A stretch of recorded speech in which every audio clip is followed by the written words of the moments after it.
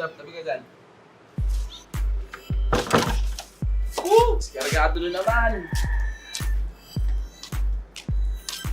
Hoy, diskargado na naman tayo. Out ang battery. 3 araw hindi nagamit. Out ang battery. Ano, dapat pag isang pindot, may lalabas na agad doon na-unlock Wala, drained na drained yung battery. Okay, pagka ganyan, drained na drained yung battery guys, ang kailangan ninyo talaga dyan, syempre, pakarga nyo, either tanggalin yung battery, or kung meron kayo ibang motor or sasakyan, pwede nyo siyang i-jump start. Okay? Buksan natin yung boot. Paano natin bubuksan yung boot? Kailangan nyo yung susi mismo. Okay? Hindi nyo mabubuksan yan ng kahit anong pipindutin nyo dyan, kahit pindutin nyo to. Kasi nga, pag pinindot mo yan, hindi siya mag-a-unlock so hindi mo matutwist. Hindi mo rin mabubuksan yung seat dito. So, ang kailangan mong gawin, yung susi. Ayan, so nakikita nyo dito guys, may bilog yan dyan. Ito, makikita nyo yan, ito yung bilog. Rubber protector yan. So, bubuksan nyo lang yan. Makikita na ninyo yung susian. Okay? So, dyan nyo ngayon gagamitin yung susi ninyo para mabuksan ninyo yung boot. Ayan. So, bukas na siya.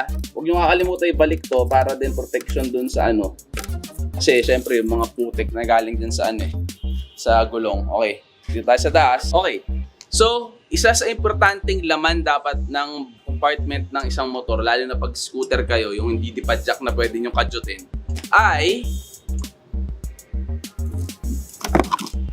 ang series cable. Okay? So, pag na-discargahan kayo ng baterya, meron tayong ginawang content dyan. Check out ito. Ayan. Ginawa natin ng content yan. Check ninyo kung paano ninyo di-strong ka, bubuksan yung battery, and i-connect yung mga connectors nung series cable ninyo. Okay? So, for this video, paano natin may iwasan na nadidiskarga yung ating NMAX every 2 days. 2 days pa lang, meron pang battery yan. Okay, may battery pa yan, pero hindi na niya kayang pa-startin yung motor. 3, 4 days, 5 days, lalo na pag 5 days, wala na. Hindi mo, kahit i-unlock mo, hindi na siya abot. Okay? So, ang gagawin natin ngayon, so tinanggal ko na yung screw niyan, 2 screw lang naman sa magkabilang gilid. Ano ang kailangan natin galawin para dyan? And bakit? Okay? So, ito, papakita ko sa inyo guys, yung manual. Okay, so ito yung part ng battery. Ito ang tatanggalin natin. Para saan yan? Yan yung CCU niya. Ayan yung Communication Control Unit.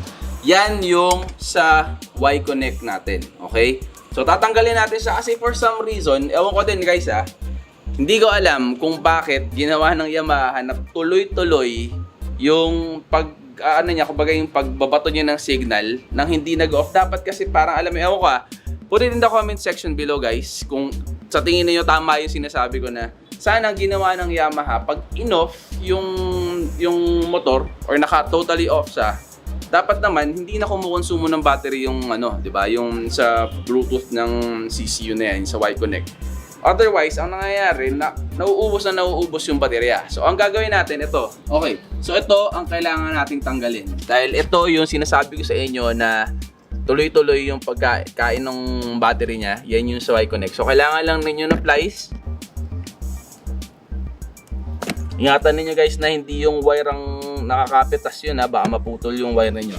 So alisin lang niyo yan, and then i-safety niyo sa ilalim. Kung meron kayong pwedeng ibang cover dito guys, something na hindi siya mapapasukan ng tubig, well matatakpan naman siya matatakpan naman siya ng ng cover natin. Pero syempre iba pa din kung meron kayong pwedeng ilagay dyan na something na pwedeng i-cover sa kanya. So pwedeng yung balutan siguro ng plastic or something like that para hindi siya pasukin ng tubig kahit na sobrang maulan. Okay?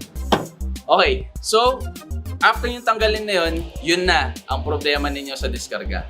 Okay? Pag tinanggal na yun, pwede niyo ibalik yun kung kailangan ninyo mag-connect sa Y-Connect ninyo or gusto yung i-Bluetooth connect yung sa Y-Connect. Pero if hindi naman kailangan, lalo na pag medyo matagal kayo mawawala, may babiyahe kayo or something, tapos hindi nyo magagamit yung motor ninyo or yung NMAX ninyo ng medyo matagal, I would strongly suggest tanggalin niyo yung terminal na lang ng battery.